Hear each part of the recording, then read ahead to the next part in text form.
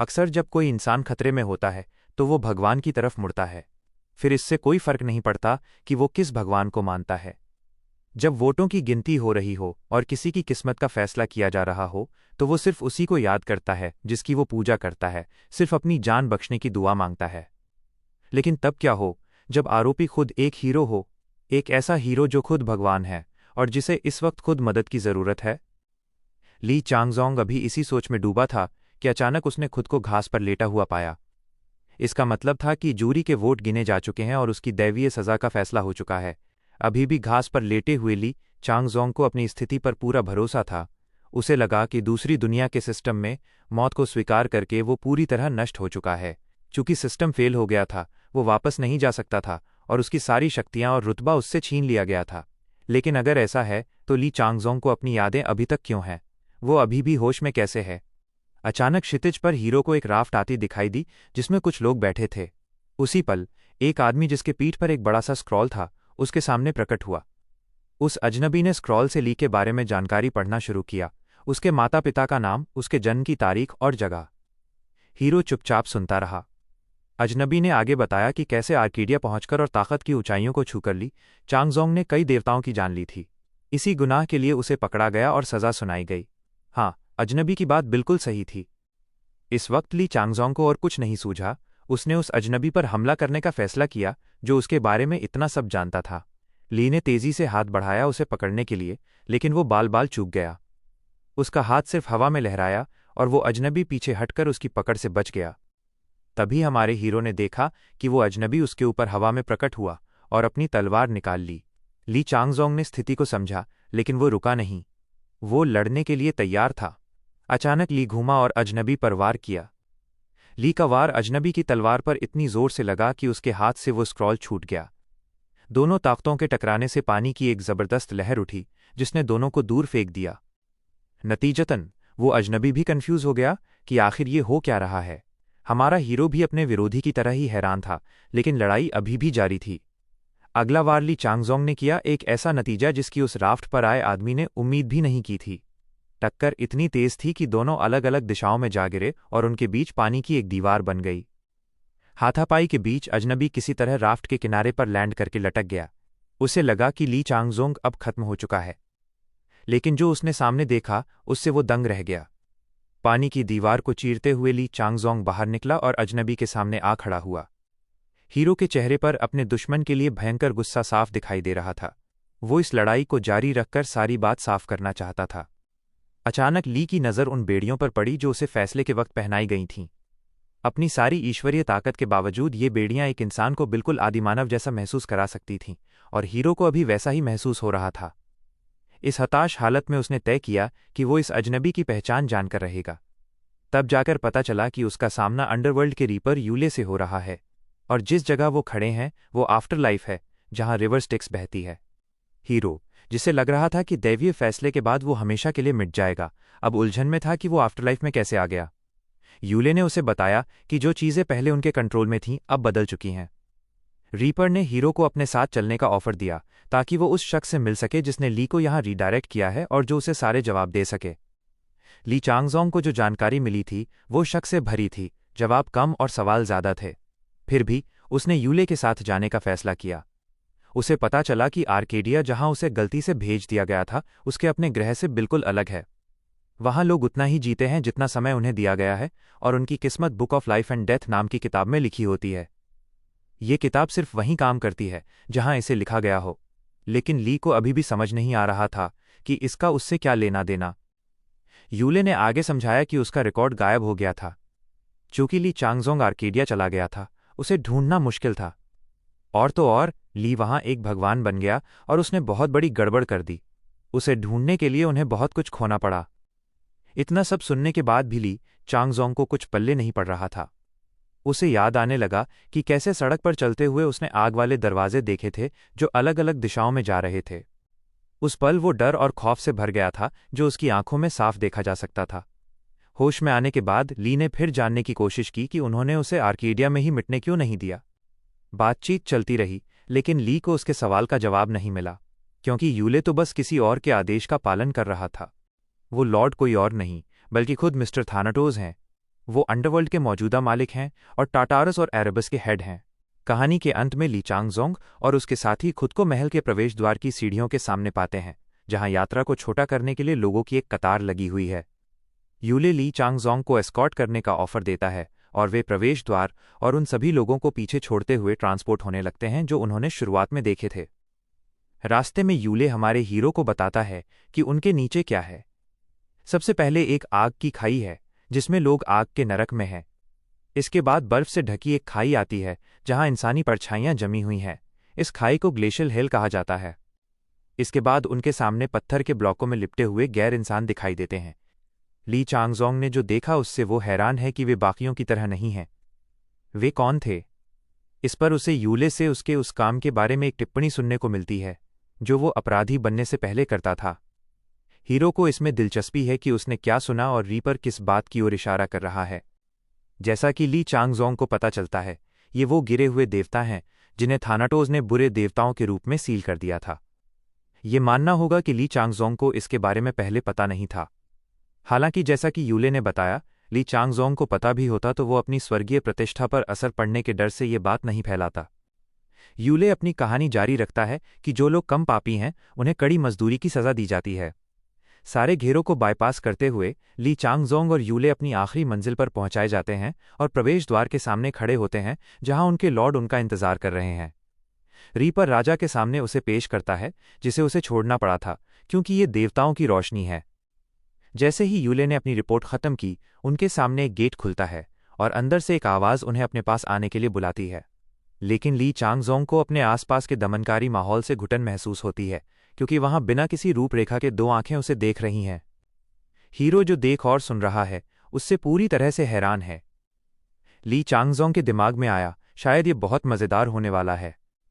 जब अंधेरा छटा तो ली चांगजोंग ने देखा कि एक आदमी उसके सामने सिंहासन पर बैठा है। इस घटना ने ली चांगजोंग को बहुत उत्साहित नहीं किया, बल्कि शायद इसका उल्टा ही असर हुआ। अचानक सिंहासन पर जो भी बैठा था उसने उसे संबोधित करना शुरू नहीं किया। जारी रखने से पहले लॉर्ड ने हीरो से एक ऐसा सवाल पूछने का फैसला किया जो सीधे उससे संबंधित था। हमारे हीरो का मौत के बाद क्या इंतजार कर रहा है?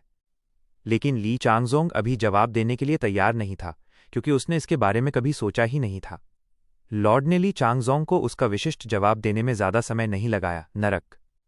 ये जवाब ली चांगजोंग को पसंद नहीं आया और उसे स्पष्टीकरण चाहिए था। जिस पर लॉर्ड ने 21 जून 2024 से शुरू हुई घटनाओं का कालक्रम सुनाना शुरू कर दिया। और ये सब तब शुरू होता है जब ली चांगजोंग अपने पार्टनर पर भड़क गया और उसे रुला दिया, जिसके बाद रीपर से ये सवाल पूछा गया कि ऐसे व्यवहार के लिए हमारे हीरो को क्या सजा दी जानी चाहिए। स्वाभाविक रूप से ली चांगजोंग नरक जाता है जहां उसे 15 दिनों के लिए उसकी जीभ से वंचित कर दिया जाता है।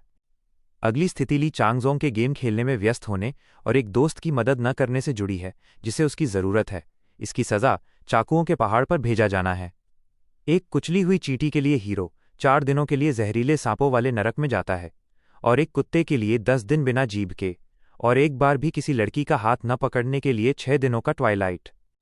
आखिरकार ली चांगजोंग इसे और बर्दाश्त नहीं कर सकता और ये जानने के लिए चिल्लाने लगता है कि वे कौन हैं और उन्हें इस तरह उसका अपमान करने का क्या अधिकार है।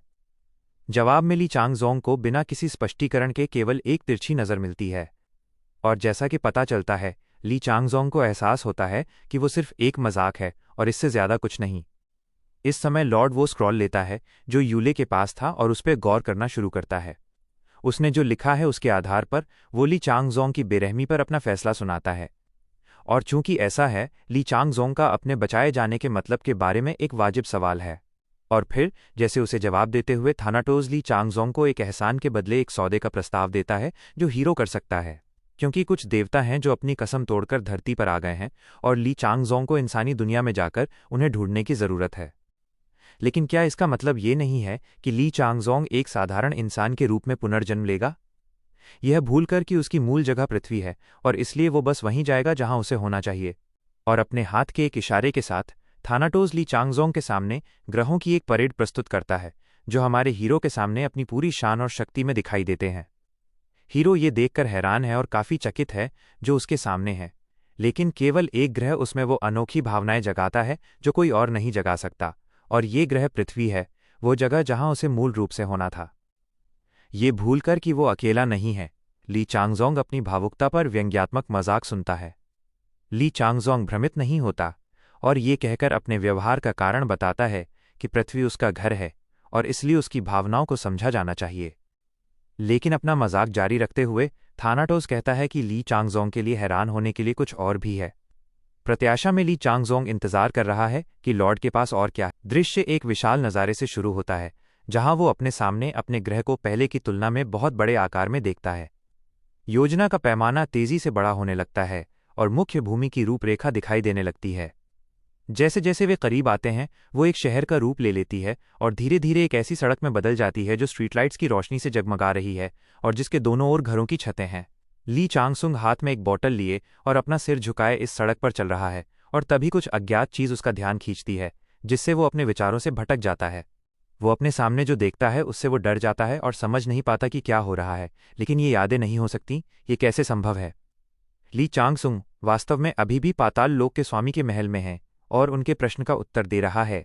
थानोस हमारे नायक को पृथ्वी पर भेजने का निर्णय लेता है जहां ली चांगसुंग का मिशन उन देवताओं को ढूंढना है जिन्होंने अपनी शपथ तोड़ी है, लेकिन ली चांगसुंग अभी भी यह समझ नहीं पा रहा है कि यह काम उसे सजा के रूप में क्यों दिया गया है।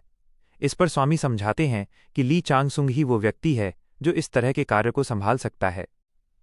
उसे अर्केडिया के कई देवताओं को ढूंढना है जिनमें ऑरा, डीवीए और चेन शामिल हैं, क्योंकि वे पाताल लोक के प्रवेश द्वार की अखंडता के साथ समझौता करने का कारण बनते हैं और नायक ने पृथ्वी की सड़क पर चलते हुए ठीक यही देखा था। नायक अंदाजा लगाने लगता है कि शपथ तोड़ने के बाद देवता बनी हुई दरार के माध्यम से पृथ्वी पर पहुंचने की कोशिश कर रहे हैं। स्वामी नायक की बातों की पुष्टि करते हैं, हालांकि ली चांगसुंग आश्चर्य करता है कि पाताल लोक उन्हें रोकने के लिए कुछ क्यों नहीं कर रहा है, जिस पर उसे थानोस का जवाब मिलता है। जवाब शपथ में कही गई सर्वज्ञता के बारे में है, हालांकि ये केवल मनुष्य ही हैं जो दूसरी दुनिया में जा सकते हैं और शपथ में देवताओं के लिए ऐसे किसी प्रतिबंध का उल्लेख नहीं है। तब ली चांगसुंग को एहसास होने लगता है कि वो पाताल लोक के लिए केवल एक प्यादा है जिसे काम खत्म होने पर हटा दिया जाएगा, लेकिन थानोस यह वादा करके उसकी धारणाओं को खारिज कर देता है कि सुधार कार्य पूरा करने के बाद ली चांगसुंग को एक नया जीवन दिया जाएगा। लेकिन चाहे ये वास्तव में सच हो या नहीं, ली चांगसुंग जो सुन रहा है उस पर विश्वास नहीं कर पा रहा है। थानोस बातचीत का सिलसिला जारी रखते हुए हमारे नायक को सौदे के निष्कर्ष की ओर ले जाने लगता है। वो ली चांगसुंग को कुछ शक्तियां देकर उसमें रुचि जगाने की कोशिश कर रहा है।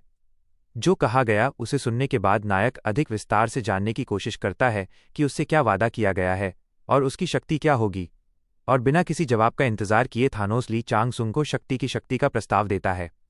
नायक जो सुनता है उससे प्रभावित होता है और पूरी तरह से निश्चित नहीं है कि पाताल लोक के लिए निर्धारित नियमों का उल्लंघन किए बिना ये संभव है। थानोस उत्तर देता है कि ये उसके अधिकार के भीतर है और ये एक प्रकार का उपहार है जो वो सौदे की स्थिति में ली चांगसुंग को दे रहा है। यह सुनकर ली चांगसुंग बहुत खुश होता है कि उसके पास ऐसी क्षमताएं होंगी और इस तरह सौदे में देरी करने का कोई कारण नहीं है, इसलिए ऐसे मामले में सौदा संपन्न माना जाता है और अनुबंध पर हस्ताक्षर किए जाते हैं। यहाँ पाताल लोक का स्वामी ली चांगसुंग के पुनर्जन्म की शुरुआत की घोषणा करता है और ली चांगसुंग पुनर्जन्म के द्वार नामक द्वार में प्रवेश करने की तैयारी कर रहा है। हालांकि पुनर्जन्म के द्वार में प्रवेश करने पर ली चांगसुंग अपना सारा देवत्व खो देगा और एक साधारण व्यक्ति में बदल जाएगा जिसे बिना किसी शक्ति के फिर से शुरुआत करनी होगी। यूल की बात सुनते हुए ली चांगसुंग उसे आश्वासन देता है कि वो जो कहता है उसका वही मतलब होगा। हालांकि वो अब और सहन नहीं कर सकता जो यूल कह रहा है, जो उसे उसकी शक्तियों के संबंध में नवीनतम स्पष्टीकरण देने की कोशिश कर रहा है। अपने निर्देश समाप्त करने के बाद यूल हमारे नायक को उस द्वार तक ले जाता है जहां उसकी सजा शुरू होती है। अभी भी नाव में बैठे हुए ली चांगसुंग अंततः उन्हें अपने सामने देखता है। बिना ज्यादा सोचे वो अपने पुनर्जन्म को जल्द से जल्द शुरू करने के लिए द्वार की ओर कूद जाता है। चट्टान पर उनके सामने पहुंचने पर ली चांगसुंग उनके दरवाजे खुले देखता है, लेकिन उनमें कदम रखने से पहले ली चांगसुंग अभी भी अलविदा कहने का फैसला करता है। बदले में यमराज अपने अंतिम विदाई शब्द देने की कोशिश करता है, लेकिन ली चांगसुंग उसकी बात नहीं सुनता और उस स्थान की ओर उड़ जाता है जहां एक साधारण व्यक्ति के रूप में उसकी सजा शुरू होती है और यूल दरवाजे पर खड़ा ली चांगसुंग के पीछे देख रहा है। वो अब पाताल लोक का एक यमराज है जिसे स्वामी ने शक्ति प्रदान की है। ली चांगसुंग अभी भी यमराज और पूरे पाताल लोक को पीछे छोड़ते हुए अपनी उड़ान जारी रखे हुए है। अंततः वह सुनता है कि पुनर्जन्म द्वार सफलतापूर्वक पार कर लिया गया है और एक सिस्टम अपडेट हो रहा है जो उड़ान के दौरान ही नए सर्वर से जुड़ने की कोशिश करता है। ली चांगसुंग सुनता है कि उसे एडमिनिस्ट्रेटर का शीर्षक दिया गया है। अचानक वो घास पर गिरता है जिसका अर्थ है कि वो पहले ही अपनी मंजिल पर पहुंच चुका है। घास पर लेटे हुए ली चांगसुंग अपने चारों ओर लोगों को इकट्ठा देखता है जो अभी अभी देखी गई घटना से भ्रमित हैं। हमारा नायक वहीं लेटे रहकर मन ही मन नोट करता है कि उसके पिछले जीवन की सभी यादें छोटी से छोटी बारीकी के साथ वापस आ गई हैं। उसके चारों ओर राहगीरों की व्याकुल चीखें अभी भी गूंज रही थीं। चीख पुकार और घबराहट के बीच ली चांगसुंग एक लड़की को अपनी मातृभाषा में बोलते हुए सुनता है। आखिरकार वो घर आ गया है, आखिरकार वो वापस आ गया है, ली चांगसुंग अपनी आंखें खोलते हुए सोचता है। ली चांगसुंग अपने आसपास की स्थिति का आकलन करने की कोशिश करता है। अपने पैरों पर खड़े होकर वो अपने सामने मौजूद लोगों को डर और समान रूप से भ्रमित देखता है। वो उन कुछ लोगों में से एक है जो बिना अपनी मर्जी के एक अज्ञात स्थान पर पहुंच गए हैं, जो एक अभेद्य जंगल के केंद्र में स्थित है और एक नीली सीमा से घिरा हुआ है। इस क्षण ली चांगसुंग उन शब्दों को याद करता है जो पहले थानोस द्वारा पाताल लोक में नायक के रहने के दौरान बोले गए थे। जब ली चांगसुंग द्वार से गुजरेगा तो वो एक ऐसी जगह में प्रवेश करेगा जो पृथ्वी भी है और नहीं भी, क्योंकि आप बिना किसी का ध्यान खींचे दूसरी दुनिया में प्रवेश नहीं कर सकते। और यह उचित ही है कि ली चांगसुंग ये सवाल करे कि वो कहाँ पहुंचेगा। यह स्थान तब चुना जाएगा जब ली चांगसुंग एक यादृच्छिक दरार के माध्यम से गुजरेगा। जब ली चांगसुंग इसे याद कर रहा होता है तो उसके आसपास के लोग इस एहसास से घबराने लगते हैं कि वे एक विदेशी जगह पर हैं जहां कोई संपर्क नहीं है। वो स्थान रोजवुड गार्डन है और प्रतिभागियों की कुल संख्या 431 है। हालांकि गिनती में एक त्रुटि थी और हमारे नायक के साथ उनकी संख्या बढ़कर 432 हो गई। अंततः परीक्षण शुरू होते हैं जिसमें प्रतिभागियों को उनकी व्यक्तिगत क्षमताओं के आधार पर कठिनाई स्तरों में वर्गीकृत किया जाएगा। पहला मिशन 5 खंडों में विभाजित जंगल में छिपे राक्षसों को विभिन्न तरीकों से हराना है। परिणाम पर्वत की चोटी पर होना चाहिए। सभी प्रतिभागी अपने स्टेटस स्किल्स का उपयोग कर सकते हैं और इन्वेंट्री तक उनकी पहुंच है। समय बर्बाद न करते हुए ली चांगसुंग पहले खंड की ओर दौड़ता है। वो उन प्रतियोगियों की आवाज़ भी नहीं सुनता जो उसके पीछे छूट गए हैं और उसे चिल्लाकर कुछ कहना चाह रहे हैं। उनसे अलग होकर ली चांगसुंग अपना मिशन पूरा करने के लिए तेज़ी से आगे बढ़ता है। क्या ये संभव है कि वो एक खिलाड़ी है, क्योंकि बाहर से ये सब बहुत परिचित लग रहा है? और यदि वह है तो क्या वो टायरेंट उपनाम वाला पात्र नहीं है? दौड़ते समय ली चांगसुंग को चिंता होने लगती है कि उसकी सहन शक्ति उतनी अच्छी नहीं है, क्योंकि वो इतनी धीमी गति पर भी हाँफने लगा है। लेकिन आगे बढ़ने से पहले आपको अपना स्टेटस चेक करने के लिए सिस्टम विंडो देखनी चाहिए। हालांकि नायक की सभी जानकारी तक पहुंच प्रदान करने के लिए सिस्टम विंडो अभी तक अपडेट नहीं हुई है। यह उसके संदेह की पुष्टि करता है, लेकिन वो वादा की गई शक्ति कहाँ है? थोड़ी प्रतीक्षा के बाद उसे पता चलता है कि उसके पास एग्जीक्यूशनर सोर्ड का उपयोग करके आत्माओं को सोखने की शक्ति है। साथ ही उसे नर्क की ज्वाला का उपयोग करने का अधिकार भी है। सबसे अच्छी बात यह है कि राक्षस को हराने के बाद ली चांगसुंग उसकी आत्मा लेकर उसका अनुभव ले सकता है और उसकी क्षमताएं उसे थकावट से बचने और उसकी चोटों को भरने में मदद करेंगी, जबकि एग्जीक्यूशनर सोर्ड उसे अपराधियों को दंडित करने के लिए देवताओं की शक्ति का उपयोग करने में मदद करेगी। सैद्धांतिक रूप से यदि वो जीतता है तो ली चांगसुंग सर्वशक्तिमान और सर्वज्ञ बन जाएगा, जिसका अर्थ है कि थानोस ने उसे शक्ति के मामले में धोखा नहीं दिया है, शायद इसलिए क्योंकि थानोस अन्य दुनिया के देवताओं को पसंद नहीं करता है। विचार करने पर ली चांगसुंग को यकीन है कि एग्जीक्यूशनर सोर्ड का उपयोग करना शायद इतना आसान नहीं है। बेशक यह तलवार आत्मा सोखने के कौशल से कहीं बेहतर है, लेकिन इसका उपयोग करने के लिए प्रतिद्वंद्वी का ऐसा होना आवश्यक है जो पूरी तरह से शपथ तोड़ता हो, और इस बात की संभावना है कि अपराधी को हराते समय टकराव में ली चांगसुंग गंभीर रूप से घायल हो जाए। इस चिंतन के बाद ली चांगसुंग अपने दुश्मन को देखता है। उसका पहला प्रतिद्वंद्वी एक विशाल काला नाग है जिसे ब्लैक मांबा कहा जाता है। अपना विशाल मुंह खोले हुए वो ली चांगसुंग पर हमला करता है, लेकिन त्वरित विजय की आशा करते हुए ली चांगसुंग एक जंग लगी कटार निकालता है और हमला करता है। अपनी जंग लगी कटार से एक तीखा प्रहार करते हुए वो एक ही झटके में सांप को काट डालता है। सांप मारा गया है और जीत ली चांगसुंग के हाथों में है। इस जीत के साथ ली चांगसुंग अपना कौशल रस्टी डैगर तकनीक तक बढ़ा लेता है, जिससे हंटिंग सीजन नामक देवता की रुचि जागृत होती है। हमारा नायक अपने आप से और युद्ध के परिणाम से प्रसन्न है जो उसके पक्ष में समाप्त हुआ। वो निश्चित रूप से बाकी सभी से बेहतर होगा और वे उससे डरेंगे। आखिर डर ही वो अवसर प्रदान कर सकता है जिससे एक नया जीवन शुरू किया जा सके। यही बात उन देवताओं और सितारों पर भी लागू होती है जिन्हें मिशन पूरा होने पर अपने उपदेशों को फैलाने के लिए एक पादरी चुनने का अधिकार होता है, क्योंकि वे ही उन प्रचारकों को चुनते हैं जो उनकी इच्छा को लोगों तक ले जाते हैं। इसलिए भारी भीड़ अपनी किस्मत आजमाने और देवताओं व सितारों द्वारा दी जाने वाली शक्ति प्राप्त करने के लिए काल कोठरी में उतरती है। लेकिन केवल कुछ ही लोग ईश्वरीय ध्यान प्राप्त करने के लिए पर्याप्त भाग्यशाली होते हैं और बाकी बिना इसे प्राप्त किए मर जाते हैं। क्योंकि देवताओं के लिए मृत्युदंड पाए हुए प्राणियों में कोई रुचि नहीं होती और केवल वे ही सम्मानित होते हैं जो आवश्यकताओं को पूरा करते हैं या यदि वे दिखा सकें कि उनके पास कोई विशेष उपहार है। जैसे हमारे नायक ने लड़ाई के सफल समापन के बाद हंटिंग सीजन नामक देवता को आकर्षित किया। यह देवता एक युद्ध की देवी है जिसका नाम पहाग है, जो शिकार के आनंद के लिए विभिन्न प्रकार के गोला बारूद का कुशलतापूर्वक उपयोग करती है। लेकिन सबसे बड़ी बात यह है कि उसकी मां टियामत है, जो बुराई की आदिम ड्रैगन है। ये बहुत आश्चर्यजनक है कि ऐसा व्यक्ति इतनी जल्दी ली चांगसुंग में रुचि लेगा, लेकिन रस्टी डैगर तकनीक को क्रियान्वित होते देखने के बाद वो क्या कहेगी? ली चांगसुंग उस तकनीक में विफल नहीं हो रहा है जिसे वो चमकाने जा रहा है। ये वास्तव में दिलचस्प है और वो अपना सर्वश्रेष्ठ प्रदर्शन करने की कोशिश करेगा ताकि उसे मुंह की न खानी पड़े, लेकिन उसका चिंतन एक गंध से बाधित होता है जो जंगल में फैलने लगती है। हमारा नायक निष्कर्ष निकालता है कि ये वो जहर है जिसने आधे जंगल को सोख लिया है, जिसका अर्थ है कि कई राक्षस पहले ही इससे जहरीले हो चुके हैं, और यदि ऐसा है तो ये अगली योजना का समय है। लेकिन उसके विचार पीछे से 2 ब्लैक मांबा के हमले से बाधित हो जाते हैं। बिना ज्यादा सोचे ली चांगसुंग स्नेक हंटर्स जंप का उपयोग करता है, जो इस उद्देश्य के लिए बिल्कुल उपयुक्त है। जैसे ही ली चांगसुंग तेजी से दौड़ता है, वो सांपों पर विनाशकारी प्रहार करने के लिए छलांग लगाता है। कार्य को सफलतापूर्वक पूरा करने के लिए ली चांगसुंग को अतिरिक्त अनुभव अंक प्राप्त होते हैं। ये अनुभव अंक ली चांगसुंग के स्तर को काफी बढ़ा देते हैं और रस्टी डैगर तकनीक ब्लैक मांबा के खिलाफ सफल रहती है। ली चांगसुंग को रोजवुड जंगल में भरे हुए सांपों से छुटकारा पाने में कोई परेशानी नहीं होती है।